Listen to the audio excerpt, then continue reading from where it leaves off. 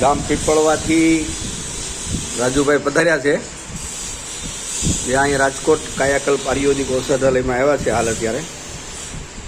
અને મેં અર્જુન નંદગીરી મહારાજ સંન્યાસ લઈ લીધા છે, પણ રાજુભાઈના જે વંશજો છે એ અમારા મઢવી છે.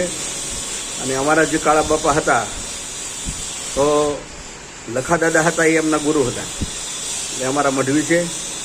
અને જેમણે વર્ષોથી કોઈ પણને અંધશ્રદ્ધામાં નાખ્યા નથી, ફક્ત ને ફક્ત શ્રદ્ધાનો વિષય બતાવ્યો છે. અને એક મહાન ભગવતીનું ભજન કરી ગયા, જે દાદા જોગાની મેલેડી કહેવાય, 700 બઢ બાંધેલા. તો આજે અમારા ત્યાં પધાર્યા છે. બિપિનભાઈ એમનું સ્વાગત કરે છે.